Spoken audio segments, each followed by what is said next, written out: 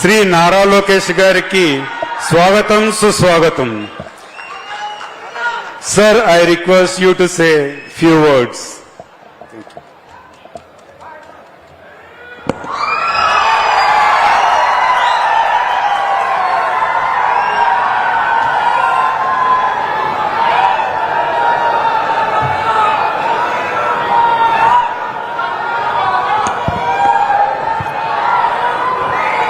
జై బాలయ్య, జై బాలయ్య. బాలబాబు గారికి ఎక్కువ ఫ్యాన్స్ ఉన్నారు ఇక్కడ. ಎಲ್ಲರಿಗೂ ನಮಸ್ಕಾರ. ನಿಮ್ಮ ಪ್ರೀತಿಗೆ ಧನ್ಯವಾದಗಳು. Shri HD. Kumaraswamy garu, minister for heavy industries and steel, Shri Sanjay Sethji, MOS defence, Shri Bharat Mathukumilli MP Visakhapatnam, Shri Rajasekhar garu MP Koppal, Shri Kumar Naik garu MP Raichur, Shri Hampanna Gowda garu MLA Sindhanur, Shri Basana Gowda garu MLC Sindhanur. కానీ ఇక్కడికి పెద్ద ఎత్తున విచ్చేసిన కర్ణాటక ప్రజలకి, ఎన్నో ఏళ్ళుగా కర్ణాటకని సొంతంగా చేసుకున్న తెలుగు ప్రజలకి, విద్యార్థులకి, తల్లిదండ్రులకి నా హృదయపూర్వక నమస్కారాలు. కర్ణాటక అనేది ఒక పవిత్రమైన భూమి. కర్ణాటక సాంప్రదాయాలు, సంస్కృతి చాలా గొప్పది. కన్నడ, తెలుగు ತುಂಬಾ ಸೇಮ್. ನಮ್ಮ ಸಂಸ್ಕೃತಿ ಕೂಡ ಸೇಮ್.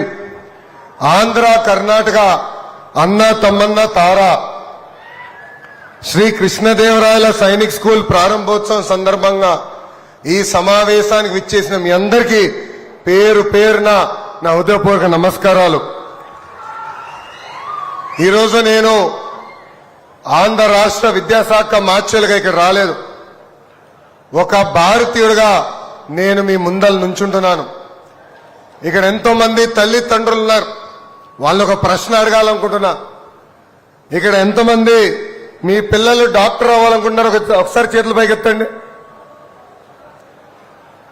IAS, IPS మీ పిల్లలు అవ్వాలంటే చేతులు పైకెత్తండి. ఇంజనీర్ అవ్వాలంటే, రాజకీయ నాయకుడు, నాయకురాలు అవ్వాలంటే చాలా తక్కువ ఉన్నారు. కానీ నాకు ప్రధానమైన ప్రశ్న నేను అడగాల్సింది, ఇక్కడ ఎంతమంది మన పిల్లలు సైనికులు అవ్వాలనుకుంటున్నాం? ఈరోజు మనందరూ ఇక్కడ నుంచి మాట్లాడుకోగలుగుతున్నామంటే, ఇక్కడ నుంచుని ఈ సమావేశం ఏర్పాటు చేయగలుగుతున్నాం అంటే దానికి కారణం మన బార్డర్ దగ్గర సైనికులు మన కోసం పోరాడుతున్నారు. మనందరం చూసాం,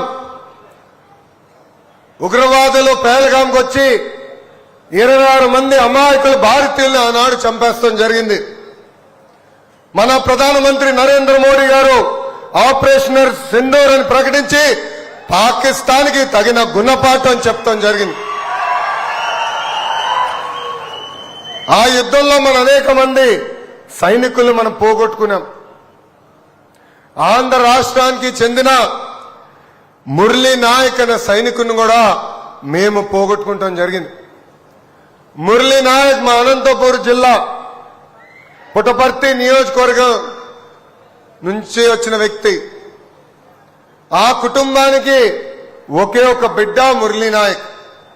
కానీ చిన్నప్పటి నుంచి మురళీ నాయక్ భారతదేశ సైన్యంలో పనిచేయాలన్న కోరిక ఉండిపోయింది. వాళ్ళ తల్లిదండ్రులు, నాయక్ నీకు ఏమైనా అవుతే మా పరిస్థితి ఏంటి, మాకు అండగా ఎవరు నిలబడతారని అడుగుతాం జరిగింది. ఆనాడు మురళీ నాయక్ ఒకటే చెప్పాడు, భారతదేశం కోసం నా ప్రాణం పోతే మొత్తం భారతదేశం నాకు అండగా నిలబడుతుందని. మురళీ నాయక్ మన మధ్యలో లేకపోయి ఉండొచ్చు, కానీ మొత్తం భారతదేశం ఆ కుటుంబానికి అండగా నిలబడటం జరిగింది. ఆంధ్రప్రదేశ్లో నేను ప్రత్యేకంగా వాల్యూ బేస్డ్ ఎడ్యుకేషన్ ఉండాలని కోరుకుంటున్నా. వాస్తవాలు మనం మాట్లాడుకుంటే సమాజంలో విలువలు పడిపోయిన రోజులు మనందరం చూస్తున్నాం. అందుకే ఆంధ్ర రాష్ట్రంలో చాగంటి కోటేశ్వరరావు గారు ఏకంగా కేబినెట్ ర్యాంక్ ఇచ్చి సలహాదారుడిగా మనం ఏర్పాటు చేసుకుంటాం జరిగింది. ఆయన రూపొందించిన పుస్తకాల్ని మేము ప్రింట్ చేసి ప్రతి సాటర్డే నో బ్యాక్ డే అయినా సమాజంలో ఏ విలువలైతే మనం ఆశిస్తున్నామో అది పిల్లలకి చెప్తాం జరుగుతుంది. దీంట్లో ప్రధానమైంది నాకు దగ్గరైంది మహిళల్ని గౌరవిస్తాం. తెలుగు వాడక భాషలో మహిళల్ని అవమానిస్తూ కొన్ని పదాలు వాడతాం. గాజులు తొడుక్కున్నావా, చీర కట్టుకున్నావా, అమ్మాయిలాగా ఏడవద్దన్న పదాలు మనం వాడతాం. దీనికి ఫుల్ స్టాప్ పెట్టాల్సిన బాధ్యత ఇక్కడున్న మనందరిపైన ఉంది. సమాజంలో ఏ మార్పు అయితే మనం ఆశిస్తున్నామో ఆ మార్పు మన ఇంటి నుంచే మొదలవ్వాలని ఈ సభాముఖం మిమ్మల్ని అందరినీ నేను కోరుకుంటున్నా. ఇక్కడున్న పిల్లలందరికీ నేను ఒక విషయం చెప్పాలనుకుంటున్నా. చాగంటి కోటేశ్వరరావు గారు ప్రవర్చనలు చేస్తున్నారు. ఇలా సమావేశాలు ఏర్పాటు చేసుకుని పిల్లలతో మాట్లాడతారు. ఆయన ప్రవర్చనకి వెళ్ళా. అప్పుడు ఆయన ఒక మంచి మాట చెప్పారు. తల్లికి చెప్పలేని ఏ పని నువ్వు చేయొద్దని. What you can't tell your mother don't do it అని. అది ఎంత సింపుల్, అంత పవర్ఫుల్. అందుకే ఇక్కడున్న పిల్లలందరూ నేను కోరుతున్నా, మన జీవిత ప్రయాణంలో అనేక నిర్ణయాలు తీసుకోవాలి. ఒక్క క్షణం కళ్ళు మూసుకుని ఆలోచించాలి. నిర్ణయం తీసుకునే ముందల మనం తీసుకోబోయే నిర్ణయం మన తల్లికి చెప్పగలుగుతామా లేదా అని. చెప్పగలితేనే ఆ నిర్ణయం తీసుకోవాలని ఇక్కడున్న పిల్లలందరినీ నేను కోరుతున్నా. ఇప్పుడే పెద్దలన్నారు, విశ్వవిఖ్యాత నట సార్వభౌమ స్వర్గీయ నందమూరి తారక రామారావు గారి మనవడిని, చంద్రబాబు నాయుడు గారి తనయుడిని, మీ అందరి బాలయ్య, నా ఒక్కడికే ముద్దుల మావయ్య, జై బాలయ్య అల్లుడిని. కానీ నాకు నా జీవితం ఈజీగా రాలేదు. 1985 తర్వాత గెలవని నియోజకవర్గం మంగళగిరిలో పోటీ చేసి 2019లో నేను ఓడిపోయా. జీవితంలో ఓటమి అనేది సహజమే. కానీ ఆ ఓటమి ద్వారా మనం అనేక పాఠాలు నేర్చుకోవాల్సిన అవసరం ఉంది. 5 సంవత్సరాలు కష్టపడి చెమటోర్చి మళ్ళీ అక్కడనే పోటీ చేశాను. యావత్ ఆంధ్ర రాష్ట్రంలో 3rd హైయెస్ట్ మెజారిటీతో నేను గెలుస్తాం జరిగింది. ఈరోజు సమాజంలో కూడా పిల్లలు చాలా సెన్సిటివ్ గా మారిపోయారు. ఒక్క ఎగ్జామ్ లో ఫెయిల్ అవుతే ఏకంగా ఆత్మహత్య చేసుకునే పరిస్థితులు మనం చూస్తున్నాం. అందుకే పిల్లలందరూ నేను తెలియజేయదలుచుకున్నా, మార్కులు తక్కువ వచ్చాయని, జీవితంలో ఎదురు దెబ్బ వచ్చిందని అధైర్యపడద్దండి. ఆ ఎదురు దెబ్బ మనలో కసి పెంచాలి. ఆర్నిసలు కష్టపడి అనుకున్న దాన్ని మీరు సాధించాలని ఈ సభాముఖంగా కోరుతున్నా. నేను పిల్లలు ఎప్పుడు కలిసినా ఫెయిల్ అన్న పదానికి కొత్త అర్థం తీసుకొచ్చా. First attempt in learning. So failure అనేది ఇలా ఆలోచించాలని ఇక్కడ ఉన్న పిల్లలందరూ నేను కోరుకుంటున్నా. ಕರ್ನಾಟಕ పిల్లలు ತುಂಬಾ ಸ್ಮಾರ್ಟ್, ತುಂಬಾ ಡಿಸಿಪ್ಲಿನ್ ಇದೆ. ನಿಮ್ಮ ಫ್ಯೂಚರ್ ತುಂಬಾ ಬ್ರೈಟ್. ನೀವು India future. Dream big and achieve. Big dreams ಮಾಡ್ಕೊಳ್ಳಿ, ಅದನ್ನ అచీవ్ ಮಾಡಿ. ఈరోజు నేను కర్ణాటకకు వచ్చిన ఆంధ్ర రాష్ట్రానికి వచ్చినట్టుంది. పెద్ద ఎత్తున మీరు నా ఘన స్వాగతం పలికారు. ఆంధ్రాలో జన్మించిన వారు ఉన్నారు, కానీ వలసలుగా కర్ణాటకకు వచ్చారు. ఆంధ్రప్రదేశ్ అంటే ఇష్టమైన కర్ణాటకని కన్న తల్లిగా భావించే ఇక్కడ మీరందరూ ఉన్నారు.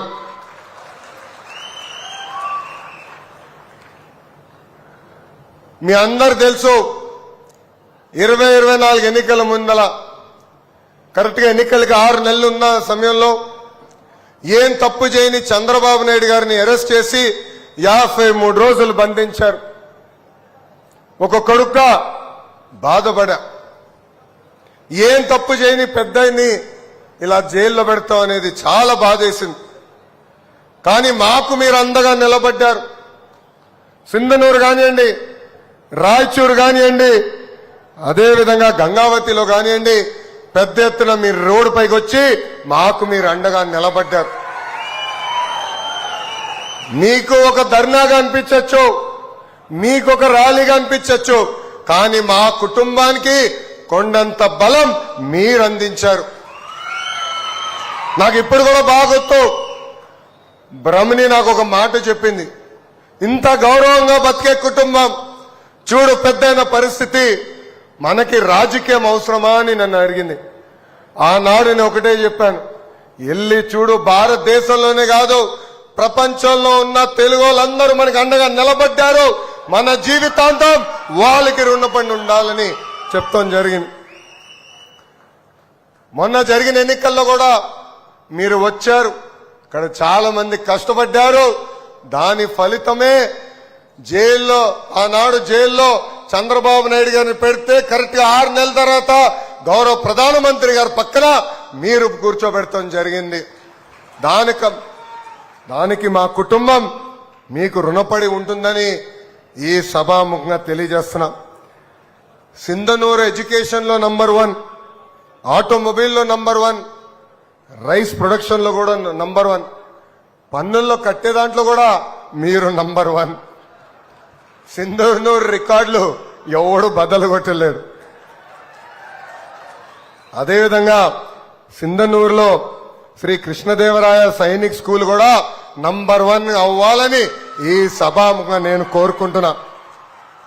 ఆనాడు తెలుగులో వలసలకు వచ్చి సొంత నిధులు ఖర్చు పెట్టి విద్య వైద్యం కూడా నిరుపేద కుటుంబాలకు అందిస్తాం జరిగింది. ఈ సేవా దృక్పథం ముందలు తీసుకెళ్లాలని ఇక్కడున్న తెలుగులందరినీ ఈ సభాముఖంగా నేను కోరుతున్నా. ఈరోజు నేను ఇక్కడికి వచ్చినప్పుడు నాకు పాత రోజులు గుర్తొచ్చినాయి. ఆనాడు కర్ణాటక ముఖ్యమంత్రిగా ఎస్ఎం కృష్ణ గారు, ఉమ్మడి ఆంధ్రప్రదేశ్ ముఖ్యమంత్రిగా శ్రీ నారా చంద్రబాబు నాయుడు గారు, ఇద్దరి మధ్యలో హెల్దీ కాంపిటీషన్ జరిగేది. ఎవరు ఏ కంపెనీ ఏ రాష్ట్రానికి పట్టుకెళ్తారా అని అహర్నిశర్ పోరాడేవారు. ఆ పోటీయే ఆనాడు ఆ నాయకులు కసి పెంచింది. ఆ పోటీ వల్లనే అటు ఉమ్మడి ఆంధ్రప్రదేశ్ ఇటు కర్ణాటక అద్భుతంగా అభివృద్ధి చెందిందని ఈ సభాముఖంగా మీ అందరికీ నేను తెలియజేస్తున్నా. కాంపిటీషన్ ఉంటేనే మనకు కూడా కసి ఉంటుంది. వేదికమైన పెద్దలు కుమారస్వామి గారు కూర్చున్నారు. కుమారస్వామి గారి కుటుంబానికి మా కుటుంబానికి చాలా, ఒక మాటలో చెప్పాలంటే స్ట్రాంగ్ రిలేషన్షిప్ ఉంది. ఆనాడు యునైటెడ్ ఫ్రంట్ కన్వీనర్ గా చంద్రబాబు నాయుడు గారు ఉంటే భారతదేశ ప్రధానమంత్రిగా దేవేగౌడ గారు ఉన్నారు. వాళ్ళిద్దరు కలిసికట్టుగా అద్భుతమైన సంస్కరణలు తీసుకొచ్చారు. అద్భుతంగా భారతదేశాన్ని అభివృద్ధి చేసి ముందలు తీసుకెళ్తాం జరుగుతుంది. కరెక్ట్ గా 30 సంవత్సరాల తర్వాత నేను కుమారస్వామి గారితో మాట్లాడటం జరిగింది. మీ అందరు తెలుసు, విశాఖ ఉక్కు ఆంధ్రుల హక్కు అనే నినాదంతో విశాఖపట్నంలో మన స్టీల్ ప్లాంట్ ఏర్పాటు చేసుకుంటాం జరిగింది. గత పాలకుల అవినీతి వల్ల ఆ విశాఖ ఉక్కు అనేక ఇబ్బందులు పడింది. చివరికి ప్లాంట్ మూసేసో అమ్మేసే పరిస్థితికి వచ్చింది. వేదికమైన విశాఖపట్నం ఎంపీ భరత్ గారికి నేను వారానికి ఒకసారి ఫోన్ చేసేవారు. అయ్యా ఒక్కసారి వెళ్ళి కుమారస్వామి గారు కలవండి, రిక్వెస్ట్ చేయండి, బతులాడండి, కాలు పట్టుకోండి, విశాఖ ఉక్కుని మటుకు ప్రైవేటీకరణ జరగకుండా చేయమని 10 సార్లు కలిశారు. దాని తర్వాత ఒకరోజు అక్కడికి వెళ్ళి నాకు ఫోన్ చేశాడు భరత్. ఫోన్ చేసి కుమారస్వామి గారు నా పక్కనున్నారు, ఆయనే మీతో మాట్లాడతారని ఫోన్ ఇచ్చారు. అప్పుడు కుమారస్వామి గారు నాకు ఒకటే చెప్పాడు, brother, I stand with Andhra Pradesh, I will make sure Visakhapatnam steel plant will not be privatise అని మాట ఇచ్చారు, మాట నిలబెట్టుకున్నారు కుమారస్వామి గారు. ఇక్కడున్న తెలుగు వాళ్ళందరినీ విషయం చెప్పదలుచుకున్నారు. వి ఓ కుమారస్వామి గారు లాట్. ఒక విశాఖ ఉక్కే కాదు, నిన్నగాక మొన్న మనందరం చూసాం, భారతదేశంలోనే అతిపెద్ద గ్రీన్ స్టీల్ ప్లాంట్ ఏకంగా అనకాపల్లికి వచ్చింది. 1,00,000 మందికి ఉద్యోగాలు ఉపాధి కల్పించబోతుంది ఆ స్టీల్ ప్లాంట్. దాంట్లో కూడా కీలకమైన పాత్ర కుమారస్వామి గారిది ఉంది. ఒక మాటలో చెప్పాలంటే దక్షిణ భారతదేశం చేసుకున్న అదృష్టం ఈ రోజు కుమారస్వామి గారు మనందరికీ హెవీ ఇండస్ట్రీస్ స్టీల్ మంత్రి అవుతాం. Sir, the people of Andhra Pradesh owe you a lot. We stand by you. We will work together to develop South India, to develop our states and to make India proud. And we will play our role in the Honorable Prime Minister Shri Narendra Modi ji's vision of Vikasit Bharat 2047. మీ అందరు తెలుసు, కుమారస్వామి గారికి emotions చాలా ఎక్కువ. మనసులో ఉంది చేస్తాడైనా. అందరూ అది బలహీనత అంటారు, కానీ అది మన కుమారస్వామి గారి బలమని ఈ సభాముఖం మీ అందరికీ తెలియజేసుకుంటున్నా. అందుకే మనందరం కలిసికట్టుగా ఆయనకు అండగా నిలబడాలి. ఎందుకంటే మనకి ఎప్పుడు కష్టకాలాలు వచ్చినా, సమస్యలు వచ్చినా గురువు గారు మనకు అండగా నిలబడినప్పుడు నాడు నేడు ఎప్పుడో కుమారస్వామి గారికి మనందరం అండగా నిలబడాలని ఈ సభాముఖం మిమ్మల్ని అందరినీ కోరుకుంటూ, I also wish Sri Krishnadevaraya's Sainik School all the best. Please make us proud. I wish that this school will be the best in the country, and whatever support I can personally extend, you can call on me. I am the son of this soil. I am the son of India. And as Anna said, I am the younger brother of Karnataka. So I will always stand by you. And whatever help I can extend, I am willing to extend. Saying that, I like to congratulate the management, teachers and the students for running this institution really well, for studying really well. Make us proud, make Karnataka proud, make India proud. And Karnataka is not just a state. I believe it is the strength of our nation. Karnataka will always be part of India's growth story. It will lead from the front. It will make India proud. Thank you very much. Thank you very much for giving me this wonderful opportunity. ఇక్కడ తెలుగు వాళ్ళందరికీ నా ఉదయపూర్వక ధన్యవాదాలు తెలుపుకుంటున్నా. ఎందుకంటే నాకు ఇంత అద్భుతమైన ఘన స్వాగతం మీరు తెలియజేశారు. ఇది జీవితాంతం నేను గుర్తుపెట్టుకుంటా, మీకు రుణపడి ఉంటానని ఈ సభాముఖం మీ అందరు తెలియజేసుకుంటూ మీ అందరి దగ్గర నుంచి సెలవు తీసుకుంటున్నా. జై హింద్, జై హింద్. Thank you.